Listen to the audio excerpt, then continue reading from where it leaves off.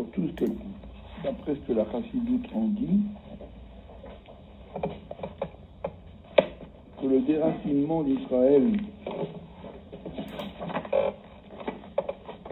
d'étape en étape a pour but de l'améliorer, de faire surgir des qualités cachées. Et ensuite, bien sûr, on aboutit tout de suite à la question des étapes. Parce que chaque étape dans le service d'Hachem, ça demande qu'on brise avec la position précédente. Ça, c'est cette position qui s'appelle Messirut Nefesh. Parce qu'il n'y a pas d'élévation harmonieuse d'un degré à l'autre. Parce qu'avec une élévation harmonieuse d'un degré à l'autre, on reste malgré tout dans la même dimension. Simplement, on ajoute des connaissances. Et là, au contraire, en se déracinant d'un niveau pour aller dans l'autre, à chaque fois c'est du nouveau, on change de dimension.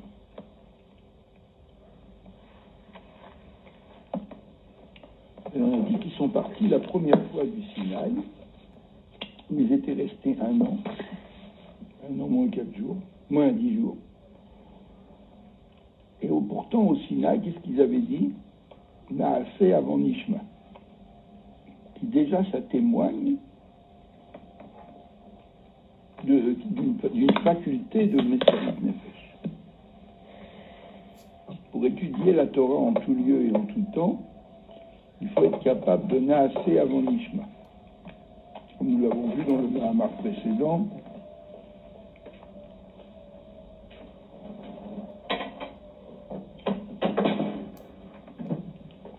comme nous l'avons vu dans le Mahamar précédent à propos des couronnes. Vous vous souvenez? Les 3 couronnes dont Israël a été gratifié, enfin du moins de 2 sur les 3, parce qu'ils avaient dit Naaseh avant Nishma. Vous vous souvenez? Les couronnes dans le sens de Makif, dans le sens des forces surplombantes. Donc le Tnaï, la condition pour étudier la Torah en tout lieu et en tout temps, c'était ça. C'était d'avoir dit Naaseh avant Nishma. Nous ferons avant nous comprendrons. On voit de là que c'est l'action qui fait.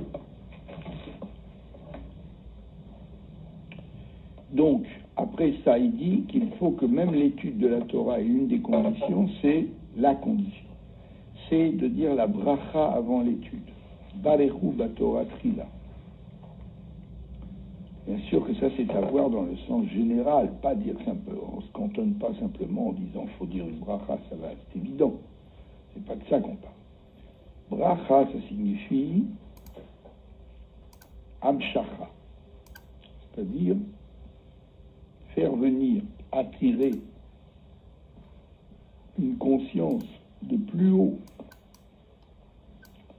que soi-même et aussi de plus haut que la Torah dans la Torah. Comment peut-on faire une bracha en disant noter la Torah, Asher Bachar Banu Mikolami, quand on s'annule soi-même, qu'on se livre entièrement, on se donne entièrement au noter la Torah, celui qui donne la Torah. Pardon. Non, je m'excuse. Non, ne parlez pas, je m'excuse. Laissez-moi vous dire ce que j'ai à vous dire et ne me coupez pas la parole même quand vous m'avez déjà coupé, je vous explique pourquoi il ne faut pas couper. Après, vous me la coupez de nouveau pour pas que je vous explique. Laissez-moi finir. Ça, c'est une récapitulation. Si je traîne sur la récapitulation, on n'avancera jamais. Vous n'étiez pas là, donc vous écoutez, vous êtes libre, vous êtes un auditeur libre, vous écoutez, mais vous ne pouvez pas intervenir. Surtout pas dans la récapitulation. Alors, ensuite, il faut, qu'est-ce que ça veut dire voilà, j'ai été cassé, j'arrive plus, c'est pas travailler comme ça. pas l'interview. Laissez-moi dévider la récapitulation, j'arrive pas. J'ai perdu le fil. Oui. Ça veut dire qu'il se livre à la Torah. Qu'est-ce que ça veut dire qu'il se livre? Il se donne à la Torah. Ça veut dire il n'impose pas, lui, son point de vue à la Torah. Il n'impose pas, lui, sa cohérence, sa logique à la Torah, qu'il faut que la Torah passe par le filtre de sa logique, mais ça veut dire qu'il se confie totalement à la Torah. C'est la Torah qui lui impose sa propre logique. Ou son absence de logique. Mais lui, il ne fait pas état de lui. Et après ça, on a vu autre chose. On a vu que ça revient encore à la même chose. Grande est l'étude quand elle mène à l'action. Grande est l'étude parce qu'elle mène à l'action.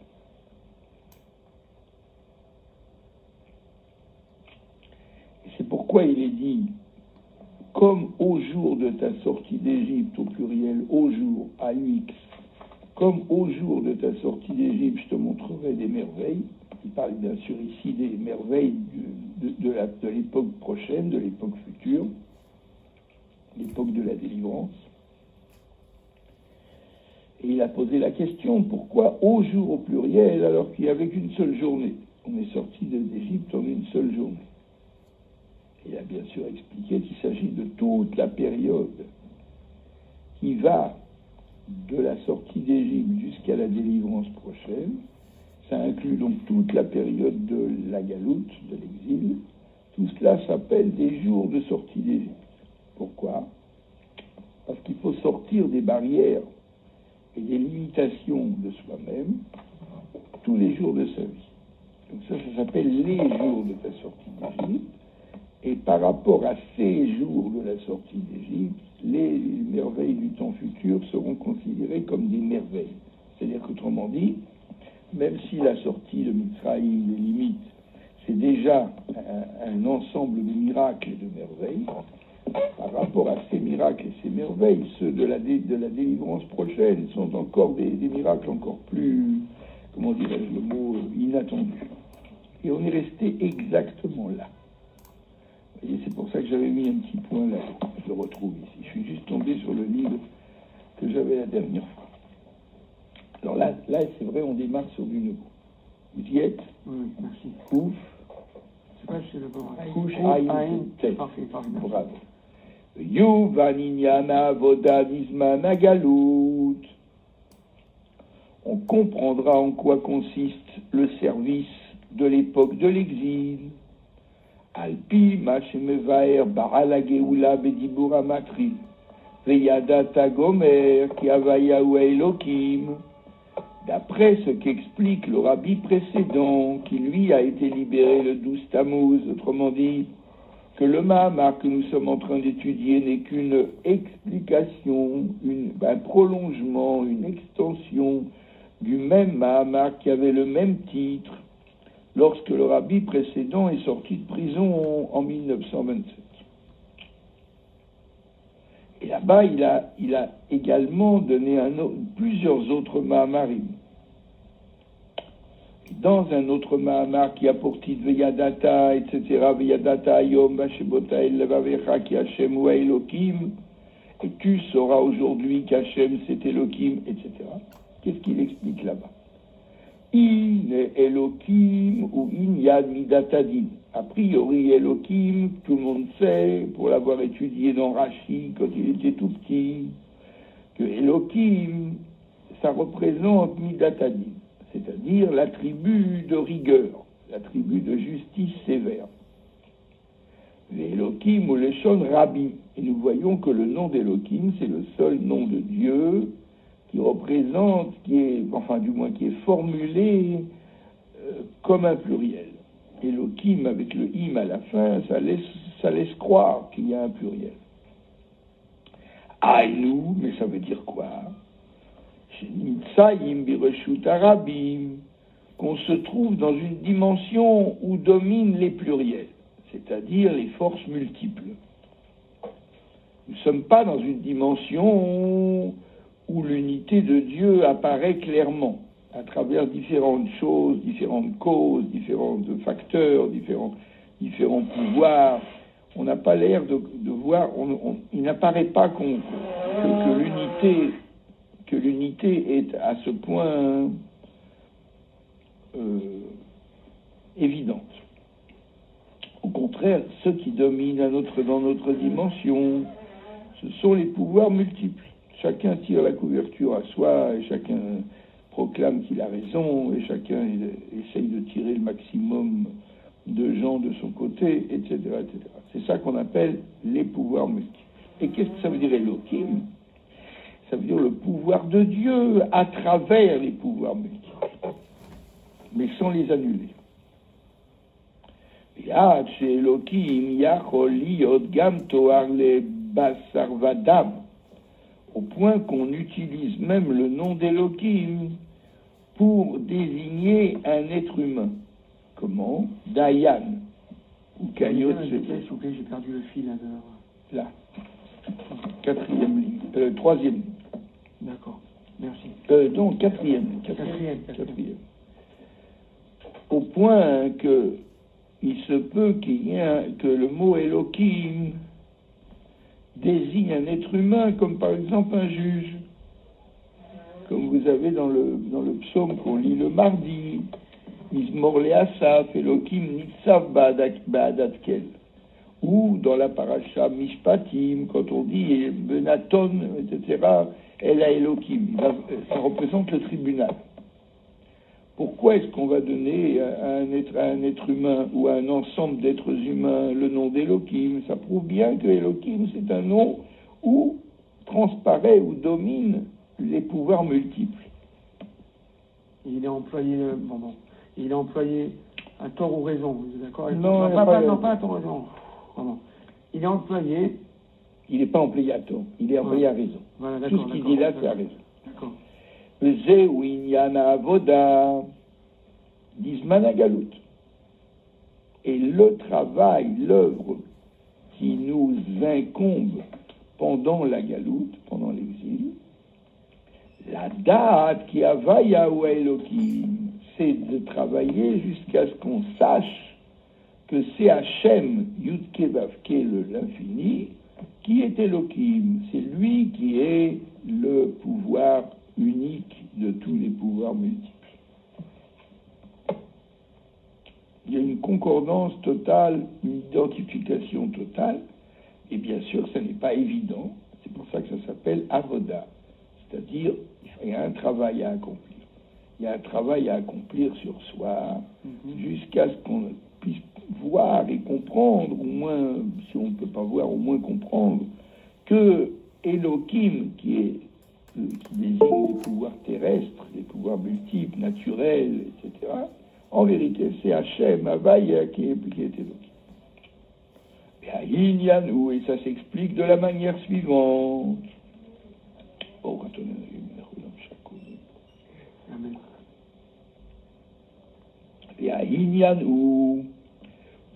Et ça s'explique de la manière suivante.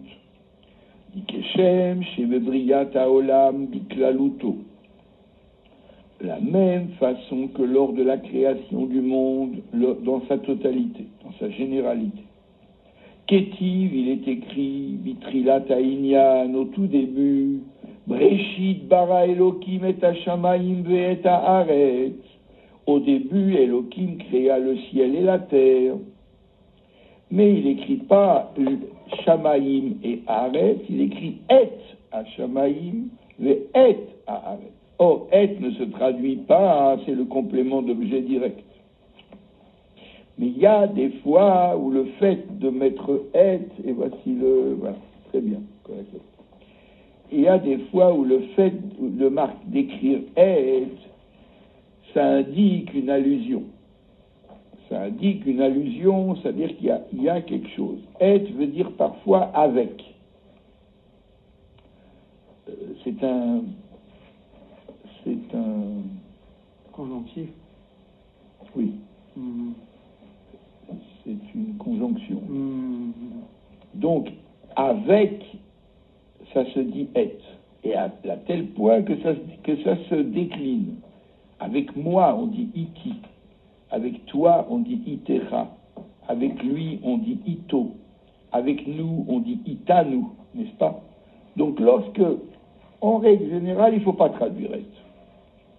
Mais lorsqu'il y a un enseignement qui est caché dans la phrase, dans le passouk, dans le verset, et que vient quelqu'un comme Rashi, qui n'est pas un exégète kabbalistique, c'est un exégète simple, littéral, qui travaille pour les enfants de 5 ans, pour le lecteur ignorant, pour l'étudiant débutant.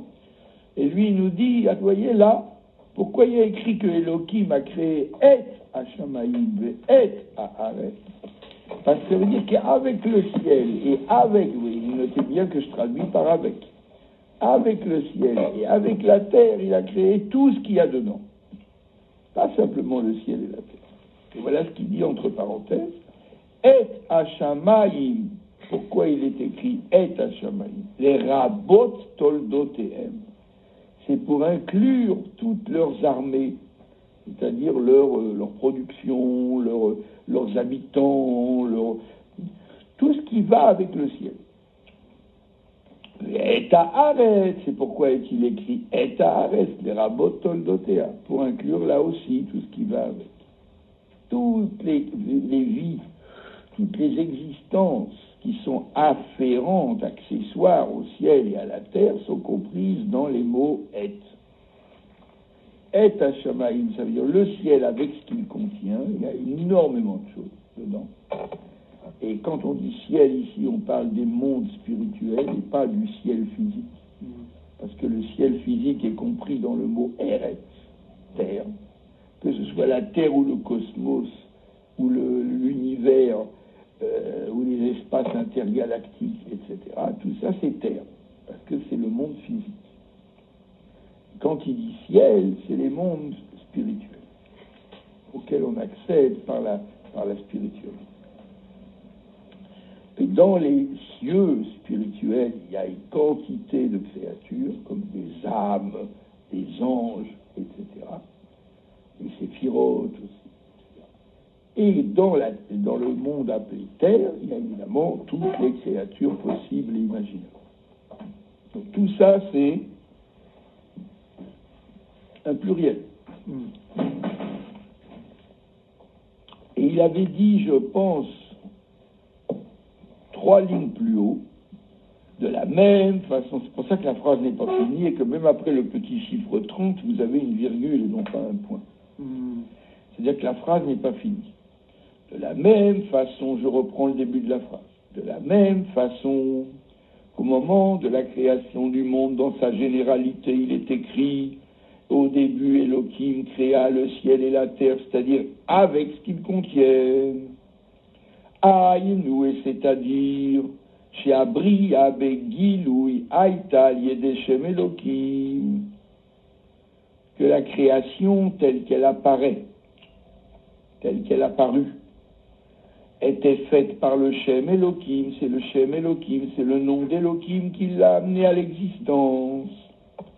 Avalachar Karketiv, seulement, aussitôt après, il est écrit dans le 2e chapitre de Bereshit, El toldot hashamayim ve'aretz be'ibaram be'yom asot havaya Elohim eretz be'shamayim. Ça, c'est le verset dans son ensemble. Voilà ce qu'il dit. Voici les événements du ciel et de la terre lorsqu'ils furent créés, le jour où Hachem Elohim créa la terre et le ciel. Et là, il mentionne Havaye, Hachem, le tétragramme. Pour nous bien nous dire, attention, qui a fait le ciel et la terre? Au fond, c'est Havaye. Seulement, il a travaillé au moyen du nom d'Elohim. Et pour lui, comme un filtre. Ouais, un bouclier, un filtre. Toldot malé, et là il emploie le mot toldot, elle est toldot, voici les événements. Il emploie le mot toldot avec 2 vaves, toledot, alors que d'habitude dans tous les toldot qu'on lit dans la Torah, il n'y a qu'un seul vav, le deuxième. Il n'y a pas le premier. Et là, il y a les deux vav, Toledo. Et qu'est-ce que ça nous apprend, cette orthographe qui s'appelle Malais pleine? Alors que d'habitude, l'orthographe est défective, c'est-à-dire il manque le vav. C'est pour nous apprendre que la création était pleine à ses débuts. Et comme elle sera pleine à la fin des temps. Pleine voulant dire parfaite. On n'est pas venu d'un monde imparfait qui petit à petit s'est perfectionné, comme a dit Darwin et ses crétins d'élèves.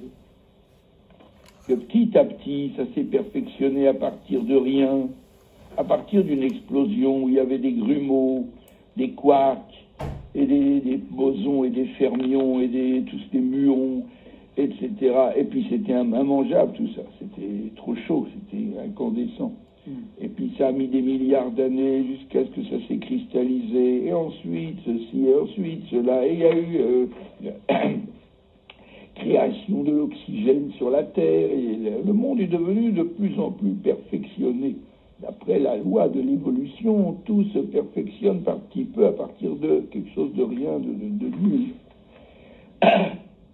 Nous apprenons dans la Torah que le monde était parfait dès les débuts. Au contraire, même encore plus parfait qu'aujourd'hui. Et qu'en réalité, il tend vers l'avenir pour retrouver non seulement la perfection du début, mais une perfection encore supérieure. Parce qu'il y a plusieurs mots pour dire perfection en hébreu, alors qu'il n'y en a qu'un pour le dire en français.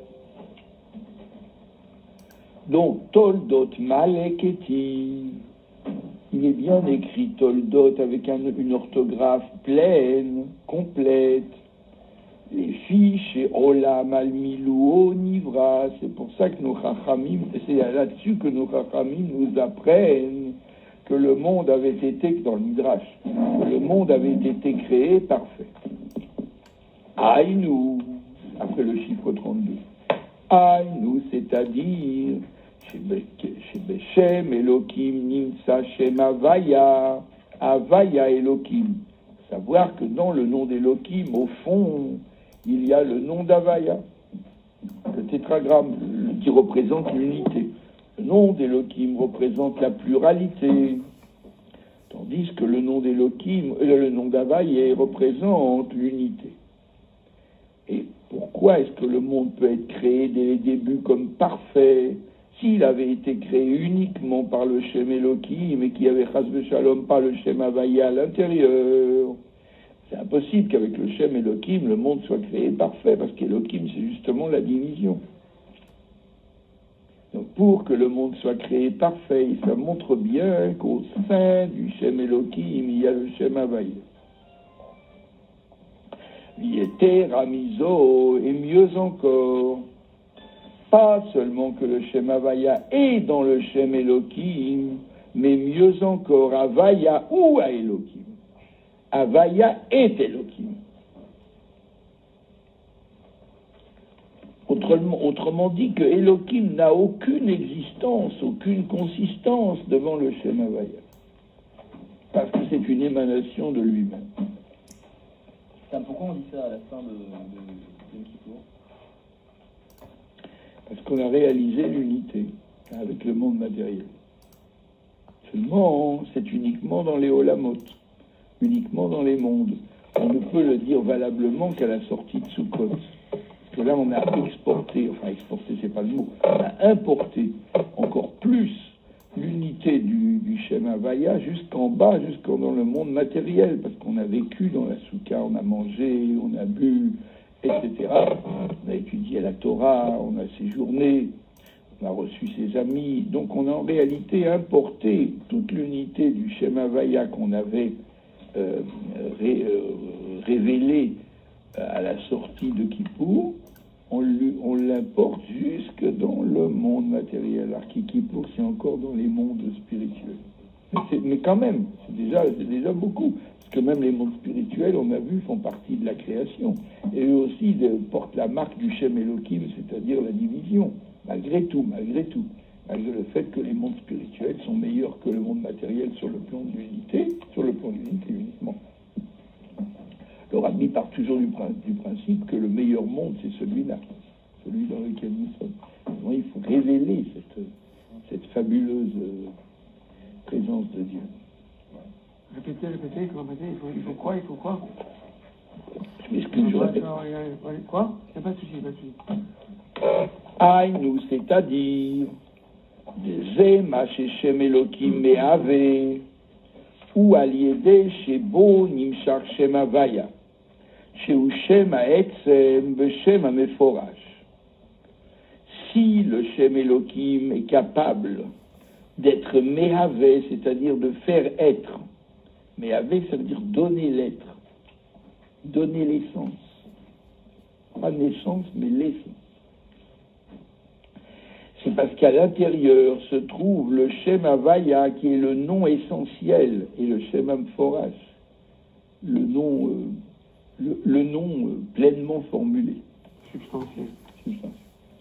Ou qu'aimez-vous à Bessifre Kabbalah, et comme ceci est expliqué dans les livres de Kabbalah, ou mais-vous à Be'arichut B'Torah Chassidut, et encore mieux expliqué dans les livres de Chassidut, Shebechol Hashemot Yesh Orot Vekeli.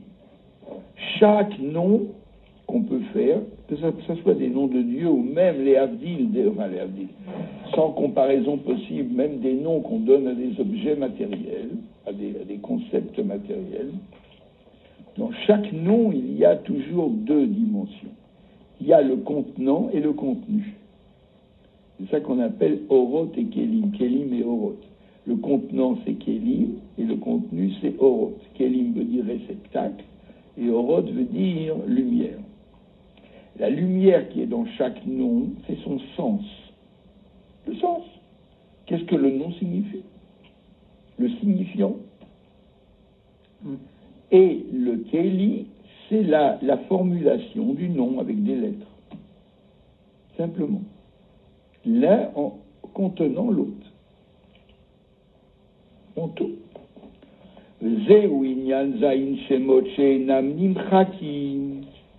On peut ainsi donc inclure dans ce concept les 7 noms de Dieu qu'on n'a pas le droit d'effacer, qui sont indiqués dans le Tanakh, dans la Bible. On peut dire aussi les attributs, Oui. C'est 7 attributs. Et qu'on ne peut pas effacer parce qu'ils sont devenus Kodesh, ils ont acquis un caractère sacré. Or, les fiches et Yesh Zayin Ofane Keilim, parce qu'il y a 7 combinaisons, 7 façons de contenir finalement la même lumière. Du point de vue lumière, il n'y a pas 7 lumières. Il n'y en a qu'une. Et c'est seulement les contenants qui sont différents. Et c'est pour ça qu'ils sont tous différents, ils se formulent, ils se prononcent différemment. Il y a le nom Eloka, il y a le nom Shakai, il y a le nom Tsevakot, il y a le nom Elohim, il y a le nom Havaya. Attention, alors, avec Havaya, comme vous l'avez déjà appris plusieurs fois dans les Maharim, on a affaire ici au seul nom dont le contenant et le contenu sont les mêmes. Pour tous les autres noms, les 6 autres noms, le contenant, c'est un nom avec un assemblage de lettres, n'est-ce pas? Comme le Shem Aleph, Dalet, Nun, Yud, le Shem Adnei, qui n'est pas le même que Yud Kevavke, qui n'est pas le même que Elohim, chaque nom est différent. À l'intérieur, la lumière, c'est la même, c'est la lumière du Shem Havaya, Yud Kevavke. Mais avec le nom de Yud Kevavke, qui lui aussi est un des 7 noms, on a ici une conjonction totale entre le contenant et le contenu. Total. C'est le seul de tous. Voilà ce qu'il dit. Ce qu'on vient de dire à l'instant. Dans tous les kélim, dans tous les réceptacles, se trouve une lumière, Shaor ou Shem Havaya. La lumière, c'est le Shem Havaya. Vezé ou Havaya ou Elokim. Mais c'est pour ça qu'on peut dire tranquillement, réellement et justement, Havaya ou Elohim, c'est Havaya qui est Elohim, parce que c'est sa lumière. C'est très simple. Des Keili batel et laor, parce que le Keili, le contenant, le réceptacle, est batel, il est annulé devant la lumière. Il n'a pas d'existence. Ça n'a pas de rapport avec Oribe et Chayoifrad, Oribe et Garmoifrad.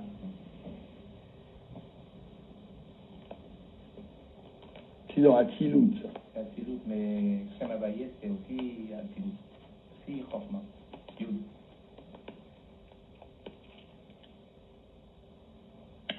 Dans Atzilut, les séphirotes et la lumière, c'est une seule et même chose. Ça n'a rien à voir avec ça. Ça, c'est au niveau de Malchut, au niveau de la formulation des noms. Les noms, on pourrait croire que les noms sont étrangers, enfin, hétérogènes, alors qu'en réalité, on nous apprend Hashem ou Elohim. Même les noms qui sont les kélim, les réceptacles, c'est vrai qu'ils sont formulés de manière différente que la lumière, parce qu'ils ne sont pas Yudke, Vavke, c'est autre chose, c'est une autre composition. Néanmoins, ils sont battels, c'est ça qu'il faut comprendre, c'est ce que le rabbi dit, parce qu'on a envie de dire soi-même. Ils sont battels devant la lumière. Je vous donne un exemple très simple. Imaginez une source de lumière. Source de lumière. Cette source de lumière, quand elle est allumée, quand elle est présentée quelque part, elle commence à irradier, elle commence à émaner, à irradier. Bon. Si elle se trouve devant un obstacle, tout dépend de la force de la lumière. La lumière peut être très forte comme elle peut être faible, ça c'est un autre problème. Je donne un exemple, une image. Bien sûr que c'est une lumière qui est très très forte, il n'y a pas d'obstacle. Même l'obstacle, il n'existe plus. C'est le sens des rayons X. Röntgen. On fait une radiographie. La lumière est tellement forte quand elle est émise par le radium qu'elle passe à travers les corps. Ça veut dire qu'à ce moment-là, les corps non plus ne sont pas des résistances, des obstacles. Tout dépend. Mais là, on va parler d'une lumière qui n'est pas aussi forte et qui va se heurter à un obstacle. Qu'est-ce qu'elle va faire, cette lumière? Elle va se déposer sur l'obstacle. Elle va créer une projection d'elle sur l'obstacle. Sur un mur, par exemple. Là, on va voir la trace de la lumière sur le mur. Mais est-ce que la lumière qu'on voit sur le mur, c'est quelque chose qui est différent de la source de lumière? Non. Bien que la forme soit différente, parce que c'est le mur lui-même qui lui donne sa forme, le mur ou peu importe l'autre obstacle, cette lumière-là n'a aucune existence devant la source. Coupez la source et il n'y a plus non plus de projection. C'est ça qu'il a voulu dire. Le nom en lui-même, c'est un kéli qui contient la lumière. Mais en lui-même, il n'a pas d'existence devant la lumière. Il est annulé. Annulé, ça veut dire... je veux dire par là, même pas insignifiant, parce qu'insignifiant, il y a quand même un petit quelque chose. Il est complètement annulé. Il est neutre. Annulé devant, bon, annulé devant qui et par rapport devant la lumière. Devant la lumière, ça s'arrête là. Merci. C'est vraiment ou Kemo chez Oube Pashtut, comme on le voit sur le plan simple de Or Vekeli. Voilà, vous voyez, il donne un exemple comme celui que j'ai donné. Enfin, c'est moi qui ai donné comme lui. Mais Or Vekeli, un exemple matériel avec une lumière et un réceptacle. Aïnou Keli ou Dvaranim Tsabetoro. C'est-à-dire, on va imaginer un Keli, une lampe. Une lampe à pétrole, une lampe à huile, une ampoule même à la limite. Et Dvaranim Tsabetoro, ce qu'il y a dedans. Areima Keli ou Keli Amiti. Si ce Keli est un vrai Keli, qu'est-ce qu'on appelle un vrai Keli? C'est à vous de dire. Ça reste Qu'est-ce qu'on appelle un vrai Keli? évident. Qu'est-ce qu'on appelle un vrai Keli? la fonction Kéli, le résultat. Qu'est-ce que c'est un vrai Kéli? Il est capable d'interroger la lumière qui le... Il est capable de contenir. Il est capable de contenir. Ça veut dire quoi? Ça veut dire qu'il n'a pas de fuite, il n'a pas de fissure, il n'a pas d'ouverture. Il a une ouverture, mais elle est contrôlée.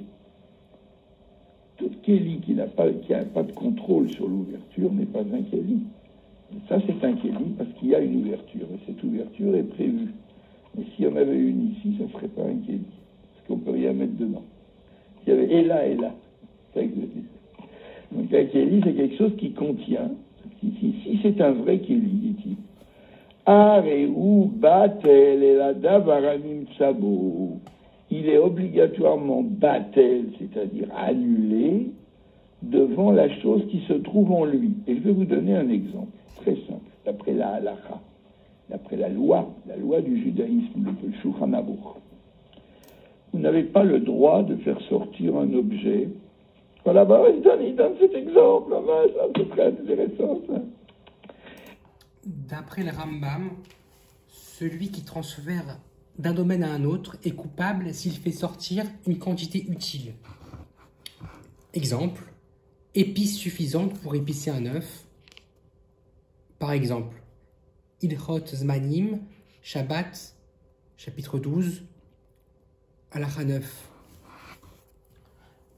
En amotzi mereshut lereshut, chayav, ad sheyotzi keshiur amouil. La quantité minime interdite est une mesure utile. 20 grammes. La suite. Bon, alors on va quand même l'expliquer avant, comme ça on va pouvoir le lire tranquille. On n'a pas le droit de faire sortir un objet d'un domaine à l'autre, le Shabbat, à condition que ce soit un objet qui a une dimension minimale. En dessous de cette dimension minimale, il n'y a aucun problème. Vous pouvez sortir avec de la poussière sur vos vêtements. Je donne un exemple. Poussière de diamant, c'est ça? Hein? Poussière de diamant, c'est... Par exemple, une poussière de diamant. Très bien, merci. Vous l'avez pris là? Oui, on l'a déjà dit. Par exemple, si je sors un diamant de la maison jusque dans la rue, Shabbat, j'ai pas le droit. Mais si c'est de la poussière de diamant qui est sur moi, je peux le sortir. Ou sur moi, ou sur mes mains, ou peu importe. Parce qu'en dessous d'une certaine dimension, plus de problème. Vous vous souvenez de la taille de la dimension minimale? C'est comme une puce. Comme une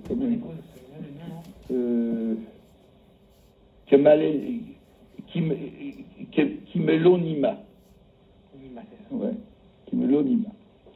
Donc, si cette petite comment dirais-je le mot, parcelle, ouais. Cette petite parcelle, je peux la sortir d'un domaine à l'autre Shabbat, n'est-ce pas?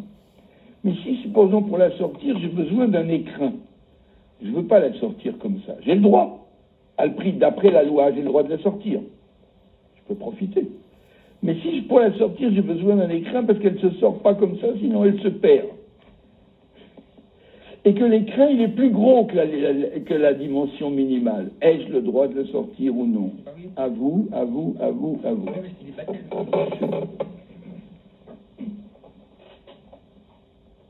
A priori, je pourrais dire non. Un gros kéli, un gros écrin pour un tout petit machin. Si c'est les gros, je ne peux pas le sortir. La réponse est oui, tu as le droit de le sortir. Pourquoi? Parce que comme l'écrin n'a pas d'existence en soi, il est batel, il est annulé devant ce qui est dedans, on ne fait pas attention à l'écrin, on fait attention à ce qu'il y a dedans. Comme ce qui est dedans, j'ai le droit, l'écrin aussi. Incroyable. Regardez. Shabbat, on n'a pas... Comment Pour le bébé et la poussette. Alors? On peut appliquer Pas du tout. Parce qu'un bébé qui ne marche pas, je ne peux pas le faire sortir d'un domaine à l'autre. Sauf s'il marche un peu, je le soutiens. De toute façon, il n'y a pas les... Je ne peux pas le sortir. Par exemple, il y a une loi de Mouktsé, Shabbat. Une loi de tous les objets qui sont détachés de la pensée. Que je ne peux pas, Shabbat, ni envisager. Je pense pas à ça, Shabbat. Ça ne fait pas partie de mon univers. Donc, de ce fait, je ne peux pas les déplacer même d'1 millimètre. C'est ça qui s'appelle Moukse. Toucher, je peux toujours. Mais je ne peux pas les déplacer même d'1 millimètre. Bon. Maintenant, imaginez une cage avec un oiseau. Ou un aquarium avec un poisson. Est-ce que j'ai le droit de déplacer l'oiseau ou le poisson, Shabbat? Non, parce que ça fait partie des objets mouxés. Alors, du même coup, je ne peux pas non plus faire bouger la cage. Kelly, oui, c'est Bassis, oui. Ça s'appelle Bassis.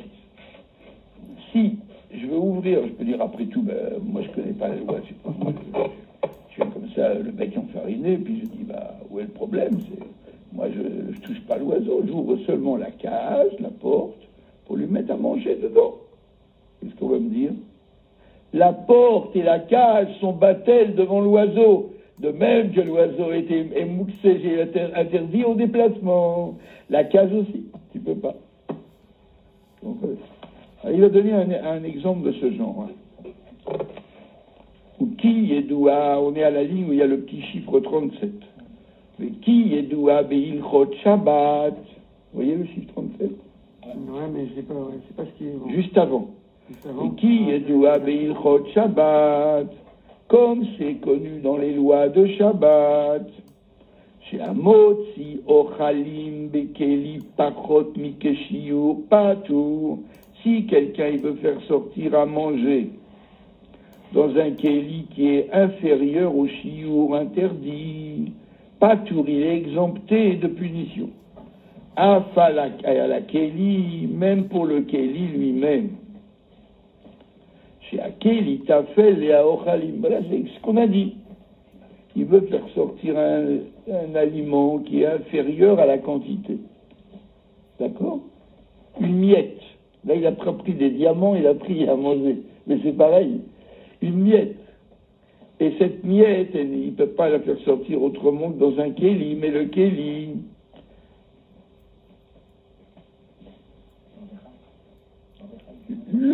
la miette, il est pas tout. Et le kéli aussi, même sans le marquer, si c'est induit dedans. Même si le kéli est supérieur à la limite. Pourquoi? Parce que le kéli est tafel, il est accessoire à l'aliment qui est dedans. Dema sheken ou bidevarim gashmiyim. Le fait que ça soit ainsi pour des objets matériels. Chez Akeli Batel et Lahor, disant que le kéli, c'est-à-dire le réceptacle, il est annulé, accessoire annulé, insignifiant, disparu, neutralisé par rapport à la lumière qui est à l'intérieur. Ou les fiches et kenou, beshoresh ha'inyanim. Pourquoi c'est permis comme ça dans le monde matériel? Parce que dans la racine spirituelle, il en est ainsi aussi. C'est parce que le principe est valable dans la racine spirituelle que dans les mondes matériels, ça a découlé de la même façon. C'est une conséquence. Pourquoi la loi dans Shabbat, elle permet ça? Parce que c'est un principe qui est déjà créé au niveau spirituel. Le kéli est battel devant le or. Donc, de la même façon, le réceptacle est battel devant le contenu. C'est évident. Parce que dans les mondes spirituels, les kélim, les réceptacles sont bétélim, sont annulés, et la orot, par rapport aux lumières, devant les lumières. D'accord?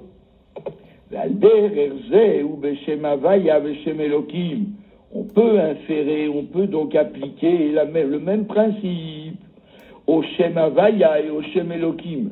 De même que le Shem Elohim, c'est un bouclier devant le Shem Havaya, c'est le Tanya d'aujourd'hui, comme il a dit Shmuel, chapitre 6 de Sha'ara Yichud Ve'emunah. Dictive, comme il est écrit, il va le citer d'ailleurs, attendez, on va regarder le petit chiffre 38, Teilim, et 39, Sha'ara Yichud Ve'emunah, Perek Dalet. Il en a déjà parlé au Perek Dalet. Dictive, parce qu'il est écrit qui Shemesh Magen Havaya Elohim. Le nom d'Havaya et le nom d'Elohim sont comparables à un Shemesh, à un soleil et à un bouclier. C'est-à-dire que le soleil frappe sur la terre au moyen d'un bouclier, le bouclier thermique, le bouclier phonique, pas phonique, thermique. c'est-à-dire les 8 atmosphères qui sont devant le Soleil et qui font en sorte que le Soleil ne soit pas meurtrier pour la Terre. Et ce bouclier-là est comparable au nom d'Elohim, qui est devant le nom d'Havaïa, parce que si le nom d'Havaïa était sans bouclier, aucune créature ne pourrait vivre. Donc ce rétrécissement, je dirais, cette filtration de puissance infinie est nécessaire. Mais, étant donné que c'est une filtration, donc c'est comparable à un Kéli, ça n'a pas d'existence devant la source. Pour nous, oui. Pour nous, oui, le Shem Elohim est très utile. Sans le Shem Elohim, on ne pourrait pas vivre. On reviendrait dans la source. On n'aimerait pas être des créatures. Or, nous sommes tous pétris de l'amour de soi. C'est comme ça que nous sommes faits. Parce que sinon, nous ne voudrions pas continuer d'exister, ne serait-ce qu'un instant de plus. Et nous avons cet instinct de conservation qui a été créé, qui fait qu'on recherche ce qui est viable, vivable. Une soupe qui est un tout petit peu pas assez salée, on va aller chercher à des kilomètres du sel pour qu'elle soit un petit peu plus salée, parce qu'on ne pourra pas la manger si elle est fade. Chacun se surveille lui-même. Pourquoi? Parce qu'on est fait comme ça. Parce qu'on est fait avec... Ça va à l'encontre du même d'aujourd'hui, hein, qui dit qu'il faut se surveiller. Il faut travailler. Oui, parce qu'il faut travailler. Mais donc le Shem Elohim a pour nous une importance, pour qu'on puisse continuer d'exister. Mais pour le Shem Havaïa, le Shem Elohim n'a pas d'existence, parce que c'est une émanation de lui-même. Le Shem Elohim ou Magen, le Shem Elohim est considéré comme un Magen, c'est-à-dire un bouclier. Le Nartek, comme un écrin, le Shem Havaïa, pour le nom d'Havaïa. Aïnou, c'est-à-dire chez Ukeli ou Batel, le Shem Havaïa. Puisqu'il est un Keli, du même coup, il est Batel, il est annulé devant le Shem Havaïa. Ou Mizen, il charbe Avodavé Poel. Et maintenant, on peut faire découler ce principe dans le travail, dans l'œuvre qui nous est demandée. Des Agam. Chez Briat Haolam, Aïta Begilou Yaliede Shem Elohim, bien que la création du monde ou des mondes a été opérée, a été réalisée Begilou visiblement, manifestement, par l'intermédiaire du Shem Elohim, ou Ketiv Naase Adam Leshon Rabim, et on voit bien que quand Akadosh Baruch Hu a voulu créer l'homme, il s'est exprimé au pluriel, il a dit faisons l'homme à notre image, à notre ressemblance. Naase, faisons. Qu'est-ce que ça veut dire faisons? Parce que ça veut dire qu'il a pris conseil des pluriels, de la multiplicité. Comme si la multiplicité avait une existence pour lui. Et de là, on apprend, dit Rashi, que même un grand, il doit prendre conseil avec les petits. Bien sûr. Darot, c'est l'iteot, yite, et comme là-bas nos maîtres le disent, après tout, celui qui veut se tromper, il n'a qu'à se tromper. Celui qui veut se tromper en partant de l'idée que puisque Kadosh Baruch Hu, il a dit Naaseh, ça veut dire qu'en vérité, il y a une assemblée de Dieu, Chas Shalom au pluriel, et ça c'est une erreur manifeste, une erreur terrible, une erreur grossière dans laquelle sont tombés tous les idolâtres. Mais à Kadosh Baruch Hu, il a bravement, il a dit c'est pas grave, moi je lance l'idée. Celui qui veut se tromper, celui qui veut interpréter bêtement, il a qu'à le faire. C'est pas grave. C'est son problème. Mais ça nous apprend quoi? Que Naaseh. Ça veut dire qu'Akadosh Baruch Hu, il a créé une pluralité, c'est un fait. L'Elohim, alors, a priori, et ça c'est a priori seulement, visiblement, c'est par le nom d'Elohim ou à travers le nom d'Elohim que la création fut faite. Mais Elohim, le Shon Rabbi, Mor Elohim a l'air d'être au pluriel. Mikol Makom, Areu Yodea, Sheze ou Inyan Elohim Kedoshim. Malgré tout, même si Elohim est au pluriel, c'est un pluriel qui est Kadosh. Et c'est un passou qui dit Elohim Kedoshim. Je vais regarder où il est. Oui, dans Yoshua. Hein? Oui, Yoshua. Oui, dans Yoshua. Elohim Kedoshim. Ça veut dire que c'est pas un pluriel aussi simple que vous croyez. C'est un pluriel qui a appelé Kadosh, c'est-à-dire sacré, ça veut dire que c'est un pluriel d'une autre essence complètement. C'est pas un ajout, c'est pas une addition de petites parcelles. Loin de là. c'est une puissance. Oui, c'est pas la peine. Oui, oui. Vous regarderez à la maison. Ou Betoro Nimsa Shema Essem, et à l'intérieur et dans son sein se trouve le Shema Essem, qui est le nom de l'essence. Le Shema Miuchad, le nom unifié, le nom de l'unification. C'est-à-dire que l'unité du Shema Havaya, ce n'est pas une unité qui est pauvre, comme l'unité que l'on pourrait envisager sur le plan terrestre. Quand on dit c'est une unité, ça veut dire que c'est lié à un isolement. Et voilà, combien il y a de rois encore en exercice. C'est-à-dire le pauvre, il est tout seul, quoi. Il n'y en a plus, les autres, c'est devenus les présidents, les démocrates. Après, il y a un roi. C'est un exemple. Il s'ennuie tout seul. L'unité, c'est la pauvreté. Tandis que au niveau divin, l'unité, c'est au contraire le rassemblement de tout en un seul point. Il n'y a pas ici. C'est un nom d'unification. Et Ad, le Shemam Forach, au point que ça donne même le nom, le fameux nom, le nom en toutes lettres, le grand nom de Dieu, celui qu'on ne peut pas prononcer. Chez Idgal et Léatid Lavo, ce nom sera révélé dans le temps futur. Que chez Ani Nirtav, Ani Nikra, comme c'est écrit dans la Gemara, de la même façon que je suis écrit, de la même façon je serai lu. Aujourd'hui, on sait très bien qu'il y a un hiatus, il y a une division, si l'on peut dire, entre ce que je lis et ce que entre ce qui est écrit et ce que je lis. Puisque je ne peux pas lire le nom d'Havaya et je le remplace par le Shema Dnei. Quand je vois Yudke Vavke, je ne peux pas le lire mot à mot. Je suis obligé de le remplacer par le nom Aleph Dalet Nun Yud. Et tandis que dans le temps futur, qu'est-ce qu'il dit à Kadosh Baruch Hu? Tel que je suis écrit, tel je serai lu.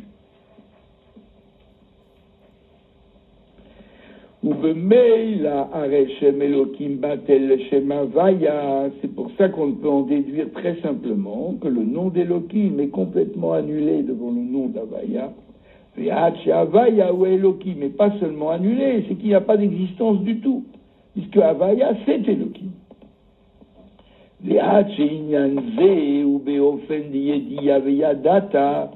Il faut travailler jusqu'à ce que ce concept-là soit connu. Comme il est dit, et tu sauras. Et tu sauras, ça veut dire tu travailleras intellectuellement jusqu'à ce que ça soit évident pour toi intellectuellement. Ce qui n'est pas si simple. Be'akara chazaka, au point que ça sera une reconnaissance forte. Yittaka b'machashavto, yitka b'machashavto bechozek, puisque c'est ça ce que le Tanya dit à propos de Da'at. Qu'est-ce que ça veut dire Da'at? C'est une plantation de l'esprit dans le concept, avec force. Il le dit dans les tout débuts, dans le chapitre 3 du Tanya. On va regarder en bas, qu'est-ce qu'il dit Tanya, chapitre 3. Voilà. Il dit bien ça, il dit que le Da'at, connaître, c'est pas simplement connaître comme ça, voilà. Non. Ça peut aller avec la Chochma, avec la Bina, mais pas avec Da'at. Da'at, c'est que toi, ton esprit et le sujet, vous ne faites plus qu'un. Et c'est pour ça qu'on emploie le mot connaître dans la Torah pour indiquer l'union charnelle d'un homme et d'une femme. On dit Adam connu Chava. Pourquoi? Parce que de la même façon que dans l'union charnelle, l'un est planté dans l'autre, de la même façon, l'esprit, quand il connaît le concept, il est planté dedans. À tel point que le concept et l'esprit, ça ne fait qu'un. Il n'a pas de latitude, il n'a pas de place pour penser à autre chose. Il est devenu la chose qu'il pense, à cet instant-là. Ils sont en parfaite harmonie. En symbiose. Pardon. Bon. Donc, cette yédia, ce fait de connaître à ce point-là, ça doit être le but de la réflexion et de la méditation, savoir que Havaya c'est Elohim, et pas simplement d'accord, Havaya c'est Elohim, comme vous dites à la sortie de Kippour, Hashem ou Elohim, Hashem ou Elohim, cette fois. Et vous croyez qu'on est plus convaincu? Non. Normalement on devrait. C'est pour ça qu'avant, il y a quelqu'un qui nous prévient et qui nous dit que quand vous direz Shema Israël, Baruch Shem Kevod et Hashem Elohim, il faut avoir le sentiment qu'on est en train de donner toute sa vie et toute son existence comme si on tombait dans un brasier. Il y a un feu qui est allumé et on nous dit qu'il faut mourir pour l'unité du Shem Havayé. Et c'est ça qu'il faut penser quand on dit tout ça. Bon, mais entre dire et faire, on répète 7 fois Hashem Elohim. Là, il dit qu'il faut travailler jusqu'à ce que ça devienne un das, jusqu'à ce que ça devienne une identification totale avec cette idée-là, que Hachem c'est Elohim, qu'il n'y a pas d'Elohim en dehors d'Hachem. C'est une seule et même chose. Voilà, pour aujourd'hui. Hein? On arrête là? Vous voulez qu'on fasse encore un petit bout? Ah, il veut. Oh,